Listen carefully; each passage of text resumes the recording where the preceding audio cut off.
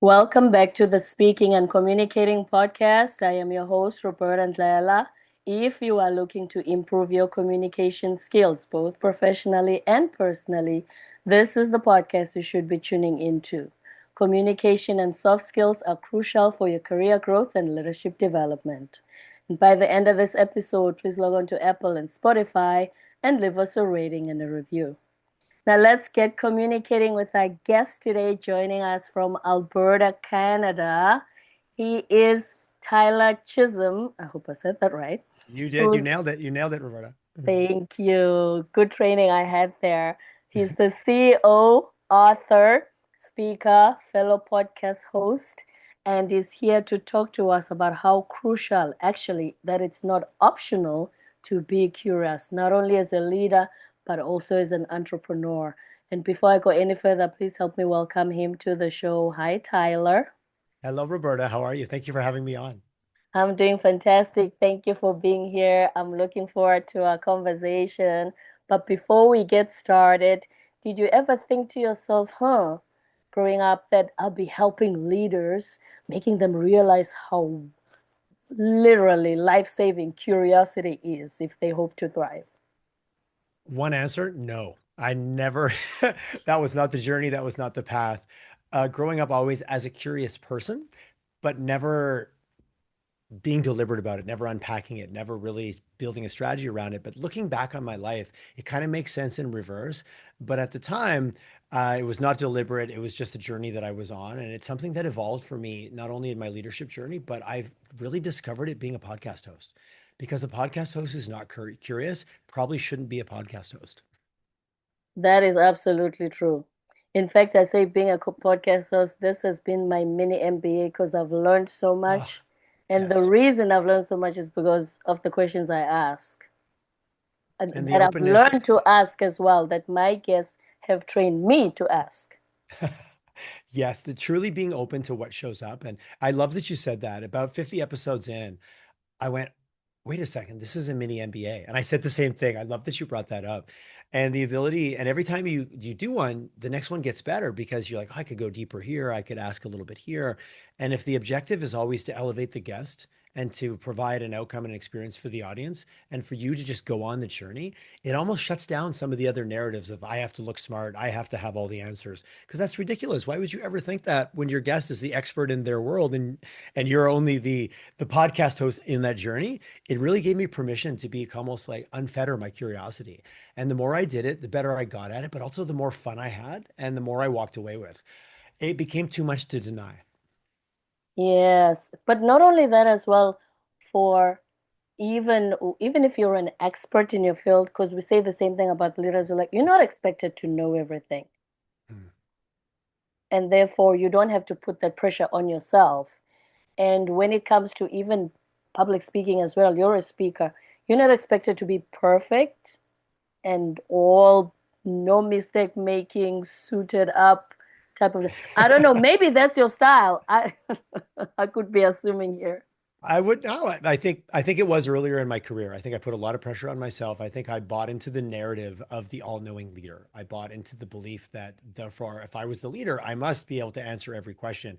I have to be confident. I have to speak that way. I have to be certain about every decision. And over time, I realized one that that wasn't really working. Well, I got some 360-degree feedback from my team back in the early days of when I was starting the podcast, and it was Tyler, you're asking questions you already know the answer to. You're filling up the room. You're not creating space for the rest of us to participate. We kind of sit back and just listen because we already know you know which way we want to go and you want to go anyways. So when you ask us questions, they're slightly performative, but you also have an objective. And I got this feedback in a 360 review, but I'd been doing enough podcasting that I went, wait a second. Podcast Tyler doesn't do any of those things, but leadership Tyler is clearly doing them. I wonder, and this is my belief that we have multiple personalities, and I mean that in a positive way. We have our work personality and our family personality and our friend personality. My podcast version of myself was much more curious, much more open, left space for the other person, never made myself the hero, always made the other person the hero, then the audience, and then maybe me way down the line. And I said, wait a second, what if I started bringing that deliberately into my leadership journey? And one, it almost immediately gave me positive feedback because I had a few team members I've been working with for many years. And they're like, hey, kind of liking this new thing you're doing here. And all of them knew I was doing podcasting. So they're like, I listened to your show and now I'm seeing you in meetings and I'm seeing more overlap and we really like it. So I was able to get some really positive feedback from my team. Luckily, I had a safe environment, but the 360 kind of gave me a punch. It kind of gave me a kick and made me realize I was lucky enough at the time that I had something I could reference and going, huh, this version over here doesn't act that way and I get a different outcome.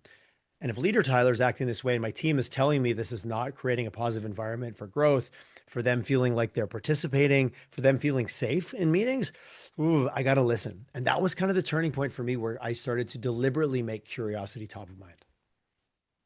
I'm curious about that. Did you intentionally create that meeting or wherever you got the feedback from, or was it just Yeah, something we actually random? did. We did leadership 360s with the entire team. And so Okay. we brought in an external advisor. We were a small team at the time. We were like 45 people. So we brought in a consultant to look at our values, look at our leadership team from a performance perspective. We had some friction between certain team members, but everyone was a high performer on their own pillar. But when you put the pillars together, there was a lot of friction and it wasn't good friction. It wasn't healthy friction. And so I absolutely included myself in that journey. So it was a formal 360 review process that was done by an external consultant who came in and everybody filled out surveys and gave feedback on their team members. And there were six of us on the leadership team at the time. So that was the event that for me, if I look back of when was the actual turning point and when I decided to start getting deliberate about being more curious and what that meant as a leader, it was that moment of that feedback, which was kind of uncomfortable, Roberta, at the time. It wasn't kind of uncomfortable, it was very uncomfortable, but I couldn't debate it. It was, I didn't, sometimes you get feedback and you bristle. I didn't like it, but I couldn't argue. They were right. They were very right. Okay, one, uncomfortable for you as the leader, knowing that that's their perspective. But Yes. also, do you feel it was uncomfortable for them to fill out the survey and be honest? I would imagine.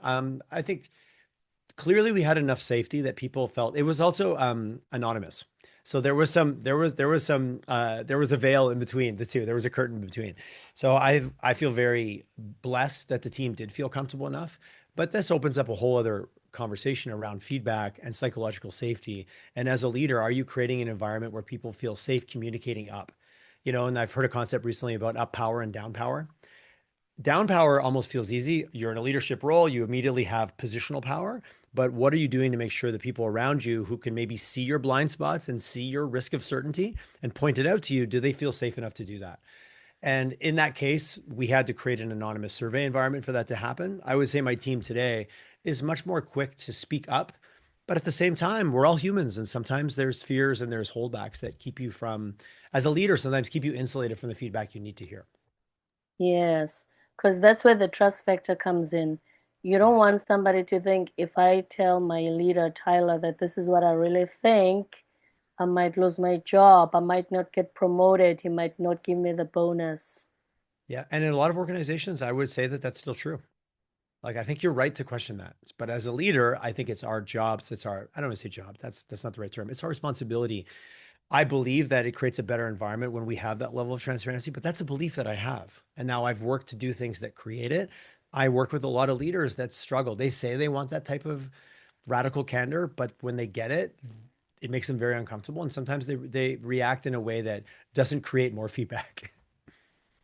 And one thing we've always wondered is whenever we talk about these principles, leadership principles like empathy, trust, you know, do they actually translate into monetary gains? Or is just some, you know, la la land, let's all be human and create a Yes. great environment. But hey, at the end of the day, the job's got to be done. I think you touched on something very, very powerful. One, I believe those things help. And when I was writing the book, I found endless amounts of data around an organization that is curious shows a higher rate of return on dollars invested because they have better ideation. They have a team that's more open. They are more quick to look at something that's happening in the market and get curious about it versus ignore it or resent it or be frustrated by it. So I don't have them on the top of my head right now, but there was quite a few studies that I found from Harvard Business Review. But it wasn't just North America. There was a lot of global research that had been done around one, how do we measure curiosity, idea output? There was some interesting, it's a very broad term that everyone understands, but it's hard to define because it can mean different things in different settings. So I do believe that My book was written, or I embraced it from the perspective of curiosity in a corporate environment that has performance as a primary objective. This isn't curiosity of like, oh, I want to learn about pottery. I want to learn about art. I want to learn about a world around me. I think that is a fantastic trait to have as a human. But in the context that I wrote about curiosity, it was in the environment of like performance. At the end of the day, someone still needs to make a decision and jobs need to be done. And the more curious we are on the way we get there, research shows that better outcomes would come from it. Also created a more collaborative environment, but it didn't take away from the leader, the need for the leader to still make hard decisions. And I think that's the difference of curiosity day to day on a weekend when you're out with your friends, and there's curiosity on a Tuesday when you're in the boardroom. Someone still has to make a decision. Absolutely. Yes. Talk to us more about your book. When you wrote it, what was the objective, and what do you hope that any leader who reads it comes out with something tangible from Oh, what a it? fabulous question. So I'm a marketer by trade. I've been in marketing for probably, quite a while now as time passes, probably 18 years. I targeted it to my persona was Alex and Ariel, the Trailblazer. They were 35 to 45. They were new into the world of leadership. They'd had examples before that they really liked. They had examples of leadership that they didn't love. They were looking for their own way. And I said, you know what? I want to make a proposition that curiosity is that way. So I was very transparent in writing the book that, like, if you read this book, it's not telling you to be a certain way, but it's opening your mind that there's other options. I'll give you an example. I got some feedback from some younger readers. They said, wow, I never saw myself in a leadership role because the leadership roles I'd seen are things I couldn't relate to. They were top down, they were command and control structures. They didn't resonate with me. But when I read your book, I said, wait a second. I can define my own version of leadership, and it starts to become by being curious of what I value myself. What do I think is important, and how do I think that translates to the people around me? So the book was very much written for that group. Does that mean that that's the only group that should read it? Absolutely not. I've got feedback from people all up and down the scale of leadership experience, time, and I don't want to say age because age doesn't matter. You could be 55 or 60 and read this and go, wow, you know what? I'm looking at the world around me. And maybe the way I have been leading isn't working for me anymore. So if you have the mindset of being really curious about yourself, how are you showing up? What beliefs are you bringing to the boardroom that are helping you? And what beliefs are you bringing that are holding you back? And if you're willing to start there, I think curiosity can be a filter for anyone. But if you're early in your leadership journey, my goal was to give new leaders or new managers or people expanding into the role of influencing teams a different way to look at leadership that maybe wasn't as formulaic as some of the books I've read in the past. Yes, and I'm glad you mentioned self-leadership twice because they say that's where it all starts. 100%. 100%. Mm, If you don't have self curiosity, I think the whole book could have just been about self curiosity, but it would have been a little bit one dimensional. So I right. believe it's self curiosity followed by relational, followed by strategic. We all value strategic curiosity in organizations, but if we don't have awareness of self, if we don't have connection with the people around us, when the tension's on, I don't think we need to get there. We don't get there because all the other noise gets too loud. Oh my God, what, like, am I going to sound stupid? And what if people think my ideas are bad? And oh, like, oh geez, the way they talked to me was so confrontational. Why? Because I never built rapport with them. I don't know them. So all of a sudden I'm in a meeting and I'm expected to collaborate with people where I don't have trust. I don't have psychological safety because that all gets to get created in advance. But when you have it, and big problems show up because they do in business every day, every minute, almost these days. You can then go, wow, I trust the people around me. I know who I am from a values perspective. I know how I show up. Let's really take apart this issue from all different sides of the elephant, as they joke. We can't each stand at our side of the problem and stare at it. We have to look at it completely. But if you don't have the self curiosity and the relational curiosity in place before, it makes that strategic level of curiosity a lot more difficult. And I think companies need that more than ever. Pace of change, volume of technology, pick the beast right now that we're all wrestling with in the world of business or life. Oh, VUCA, you know the concept of VUCA. I do. I do. Mhm. Yes, there's so much to deal with.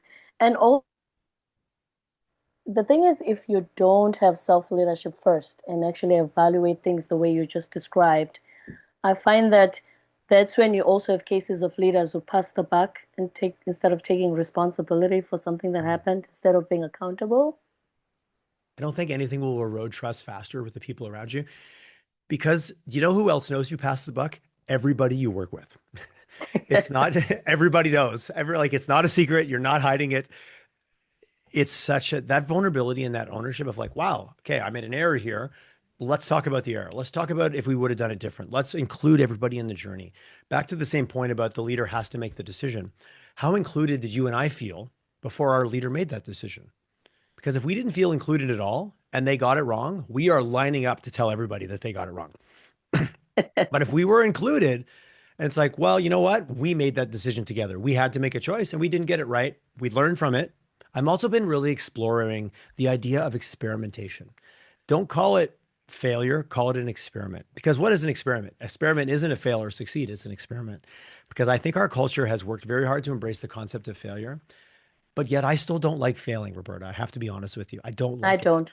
I don't like it at all. I don't care how much we've tried to destigmatize it. I do not like it one bit. I think, and I've had a few friends lately in the leadership space that have said, Tyler, started playing around with the word experiment with your team. Oh, if we fail, it's okay. Nobody really thinks it's okay. No, are we going to go out of business? Like, is this a category one or category two decision?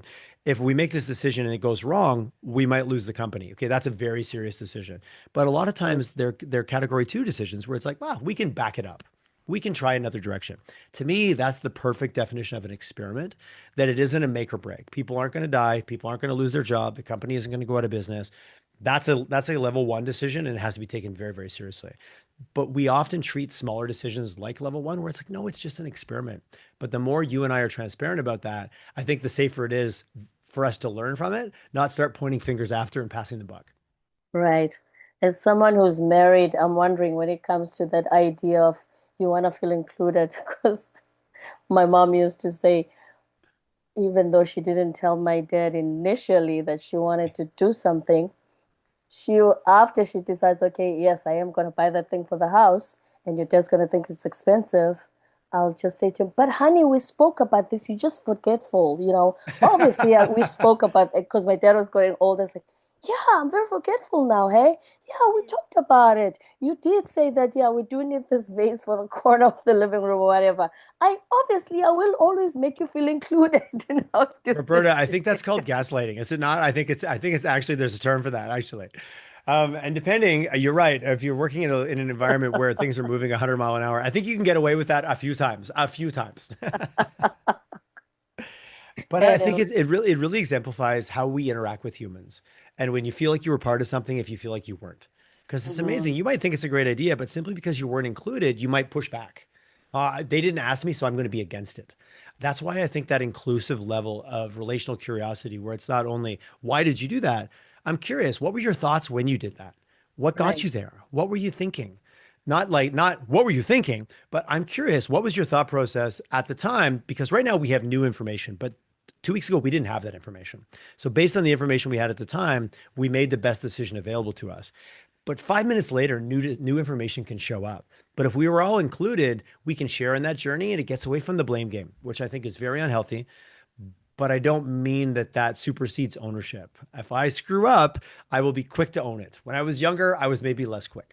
Because if you grow up in a punishment or a shame and punishment environment, and a lot of corporate organizations still operate that way, if someone gets it wrong, I had a story yesterday of a friend of mine, very senior in an organization, showed up late to a meeting because she was in traffic. She had texted the meeting owner, who was a senior player, showed up, she said, about 9 minutes late. She was very precise. She goes, I had Mhm. sent him a text 5 minutes before the meeting, but he didn't get it.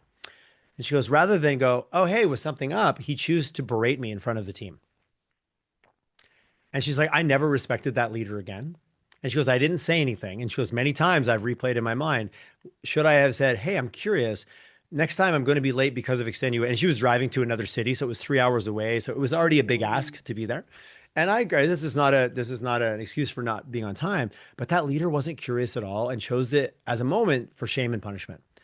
And she never respected that leader the same way again. So as a leader, you have to think really long and hard about what might be a habit for you to punish someone and get them in trouble. But the impact of that, especially in today's world, whew, it is, you can't walk back from that. That you can't unexplode that bomb. It's already blown up all over your, and everyone else watched you do that. Trust, Yes. even if it was at a 6, it's now at a 2. Because it's not just her, but the people watching and 100%. in front of them, they're thinking if I do something, that's exactly how he's going to treat me Don't put your neck out around here, in Roberta, front because of this it gets everybody. chopped off. It gets chopped off. Yes. That's not a What? safe environment. No one's going to be curious. That must have been a terrible meeting after that. It must have been horrible. Wow. What does social media call it?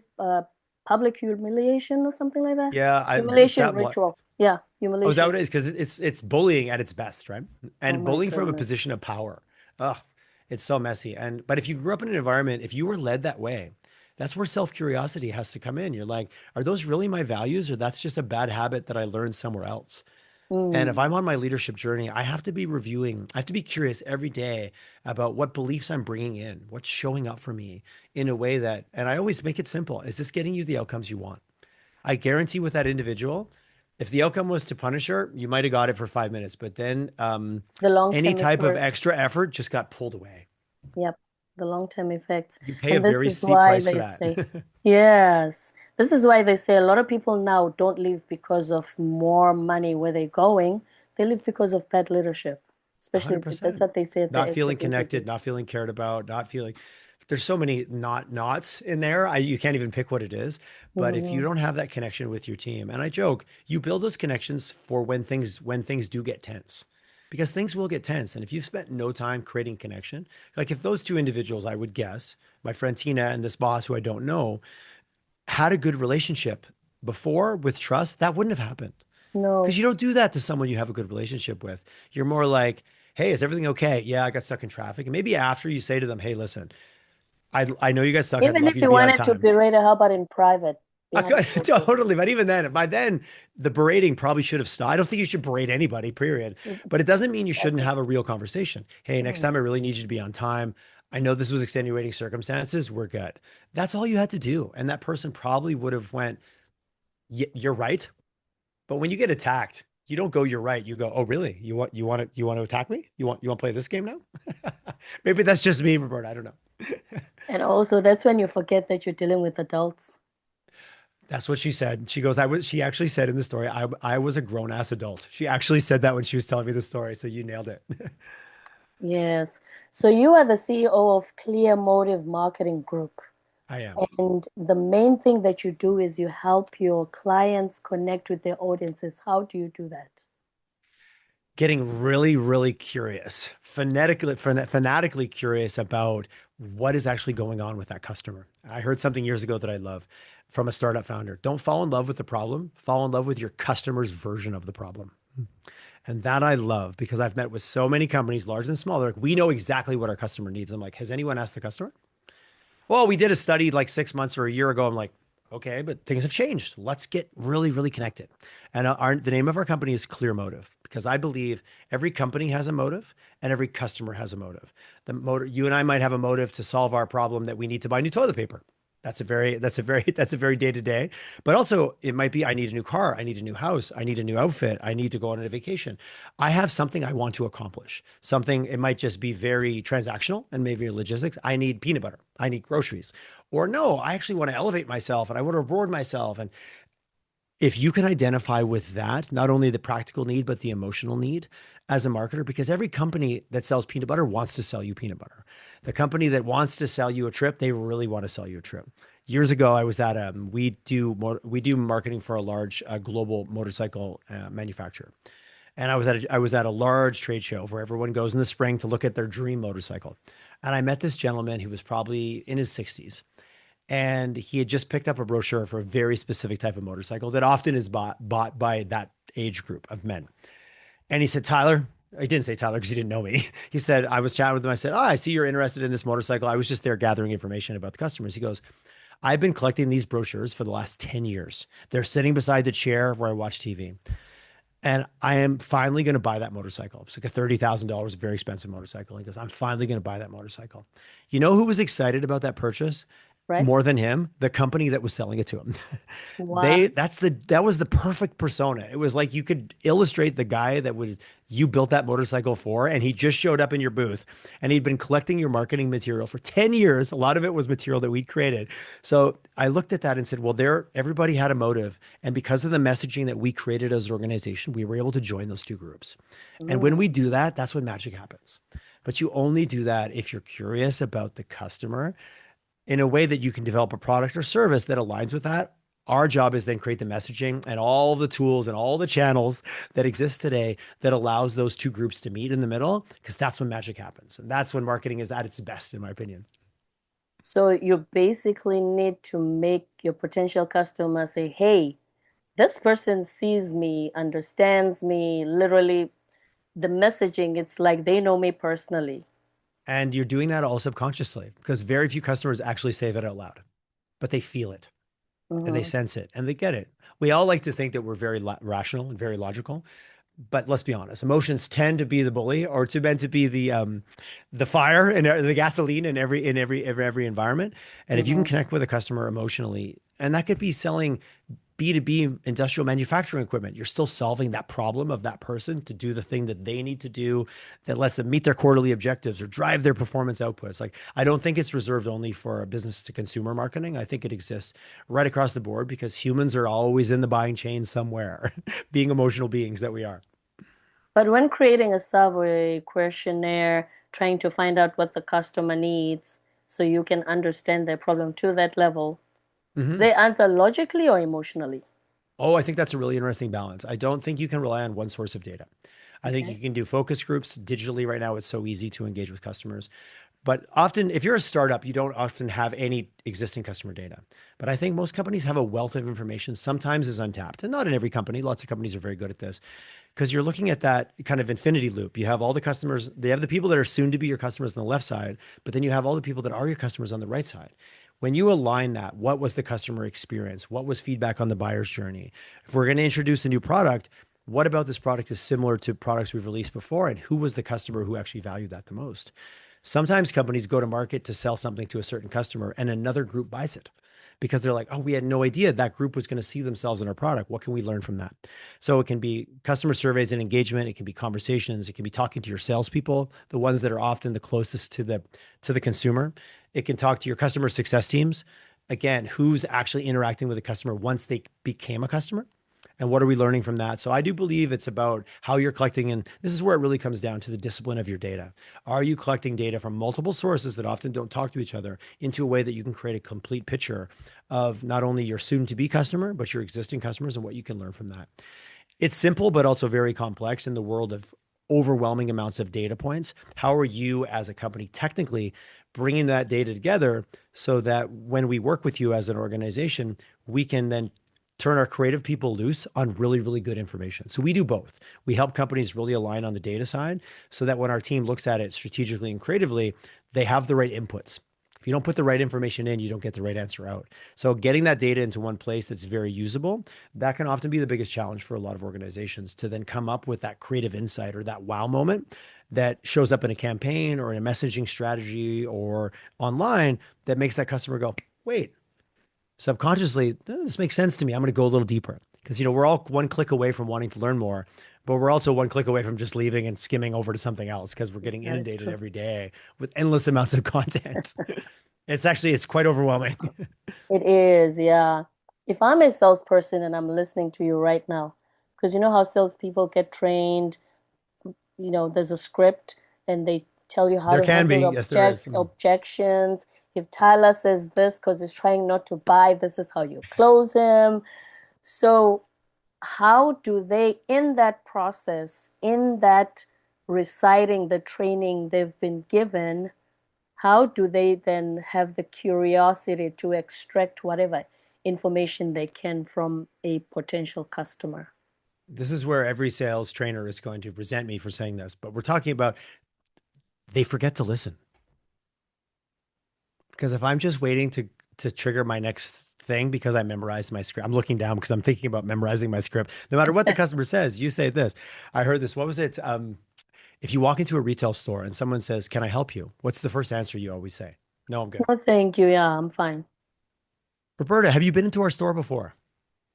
No, Fabulous. Let me show you what we have on special. I Roberta, now said let's I'm change it. fine. Roberta, have you been into the store before? Say Yes. yes. Amazing. Well, then you know about our incredible sales. It's so funny because even changing the question allows me to maintain my script. But if I don't listen right to the next thing after that, like actually know, because what you'll often say are typical, and I'm being very general here, Mm-hmm. Roberta and I have never gone shopping together. Just I want everyone to know that. But we Just might after this. We might after disclaimer. this. I want to be Yeah, clear. I want to be clear. It sounds very like this is very contrived. right. Well, actually, no, I'm looking for X. Oh, amazing. Well, then let me show you that. But the first question requires this response. The second question lets them say whatever they're supposed to say next. But my argument is that's fine because it opens the dialogue and kind of puts your toe in. But if you Mm-hmm. don't really listen to what that person will probably correct you with next, then you're missing the opportunity because then the script either falls apart or the customer gets annoyed. And we're talking about very transactional. We're in the mall hanging out, which I don't do very often. I don't know if you do, Rhoda, but we're creating a very Uh, transactional thing. Duh. In B2B, B2C, especially B2B, Mm. are you being prescriptive? Are you being transactional as a salesperson? Are you really understanding? I think that as you go up the ladder of sophistication, the best salespeople I know listen incredibly well. Doesn't mean they're not prepared, doesn't mean they have a script, doesn't mean they understand the value propositions, but they're listening so they can frame it up in a way that can be relatable to the customer. And that's where Mhm. curiosity to me is a make or break. It's still, like I said, it is the curiosity part, because not that your training should fall off the wagon, but there's a way to adjust it and go along with the customer's pace of questioning, of, you know, just them, whatever clues they give you, not just verbally, body language. Like I said, if I say I'm 100%. fine, please don't follow me and keep asking if I need help. I already said I'm fine. Don't stalk me. Don't stalk me. The store stalker. Yes. If I just Well, want to window shop, I really am. I promise you. and So if yeah. and which I very much agree. What's the joke? The best laid plans never survive encountering. It's a military term. Never survive encountering the enemy. That sounds very Mm. aggressive. I don't like that term. Best laid plans never survive the real world. That's more true. Yes. So, but that's Yes. where I think if you're fluid and you're more curious and you've got some of that information that you can then move and adjust. Sometimes when, I'm using too many metaphors here, but once the play Hmm. starts moving, you've got to adjust. The ball might go over here, it might go over there. And I think curiosity makes you a little bit more nimble. And I think that that's where it can be fun, actually. And in this day and age, with VUCA, as we mentioned, you have to be nimble, you have to be flexible. There's no way that you can still, it can be business as usual like it used to be back in the 90s when we No. started working. Oh my goodness. You have no idea when you start talking. In my world, it's very consultative selling. I have no idea what their experience was with a past agency. I have no idea if they're comfortable with AI, if they think AI is the devil, if they think it's the best thing ever, if they're struggling to get their team to adopt it, if they had a Mhm. marketing campaign, if they spent a whole bunch of money with in another attempt and it didn't work. There's so many stories that I have to learn about with that customer to actually serve them that if I don't ask a lot of questions and be really open to what I hear, you can get excited about the wrong path, not even understanding what the customer values. Which is the whole handling objections module of sales training. No, seriously, It's a I'm not even module. You're trying to be absolutely right. funny. And Right. it's such an interesting journey, and even the theme of your show about communication and being an effective communicator. So much of it is like it's in what you hear, not what you say. Two ears, one mouth, use in proportion, Tyler. Roberta, you sound like my mom now. Tyler, what she used to say, before you shoot off your mouth, make sure your brains are loaded. I've been told I that in my love your younger mom. years. That is so good. I'm gonna steal that. I haven't heard it for a few years, but it clearly I heard it in the back of my mind when you said that. Right. Any last words of wisdom? Anything that you feel I could have asked you that would be very valuable to our listeners today? Oh, fabulous. What a great question. I think the biggest thing about curiosity, it's not yes or no, it's a practice. And some days I aspire every day to be more curious than I was yesterday. And when you put yourself out there as the curious guy, it's a lot of responsibility. But I think that we need to give ourselves permission as leaders to practice and to create environments where we can test it. And don't start at a 10 out of 10. Start at a 2 out of 10. Don't pick the most intense conversation with one of your peers that you're really uncomfortable about and go, okay, today's the day I'm going to test it. That might feel really uncomfortable. Try 2s out of 10s and 3s out of 10s. This is a meeting where the stakes are low. It's a level 2 decision. We're not betting the company on it. Sit back and say, hey, guys, I'm actually not even sure where we're going to go with this. What do you think? I want to hear the craziest ideas. Like, don't give me the 5 best ideas. Give me the most ideas, and let's think about this thing as if it was the opposite, as if the Mhm. door wasn't black anymore, it was pink. Let's really play with that, and you'll be amazed to see with a little bit of practice, it builds a discipline very quickly with your team, and it can take things that often were sometimes boring decisions and make them a little bit more enjoyable. It does sound like an enjoyable practice indeed. And then your podcast, where can our listeners find you? Yes, check it out. Please go to www.tylerchisholm.com. I'm just about to launch a new show, Roberta. I'm very excited. So I've done 537 episodes of one show and I paused it. And now I've done a new mini series, 7 episodes, all with senior leaders from all different, from startup founders, from LGBTQ backgrounds to longtime publicly traded company leaders working at that level, to someone starting a new sports franchise across Canada. And we have a 7-part series, and the theme is the risk of certainty, all based around the realm of curious as hell. So we're going to be going live with that in about a month. So if you go to tylerchisholm.com, you'll find old episodes, you'll find lots of articles, but you're going to be able to find that new podcast series that's going to be coming out shortly that I'm really excited to share, because we kind of go right at it, and with Mhm. leaders that have all experienced it differently, who all share very honest stories and journeys about their own wins and losses on the road of leadership. That really does sound like a mini MBA, doesn't it? It does. That would be, if someone listens to it and walks away with that feeling, then I'll know I nailed it. Exactly. And you are Tyler Chisholm. If you're watching on YouTube, we can see exactly how your name is spelt. But anyone listening, please spell for them Chisholm. Absolutely. Tyler, Tyler, Chisholm. And absolutely, you can find me on YouTube. And if anyone wants to just have a quick chat, find me on LinkedIn. I'm on LinkedIn. It's one of the social media platforms I still kind of love, because I feel like I'm still talking to real people and no one's quite as crazy Hmm. as they are on some other platforms. Sorry, that was a personal bias I just shared. But if you want to have a good chat, be free to connect with me on LinkedIn. I'm happy to connect. Absolutely. TylerChisholm.com, podcast host, CEO of Clearmotive Marketing Group, author, speaker, and a fellow podcast host who has also launched another podcast with leaders from around the world. Thank you so much. I had so much fun during our conversation, and I'm Thank sure you. anyone listening will be able to enjoy this episode as well. Thank you. My pleasure. Don't forget to subscribe, leave a rating and a review on Apple and Spotify, and stay tuned for more episodes to come.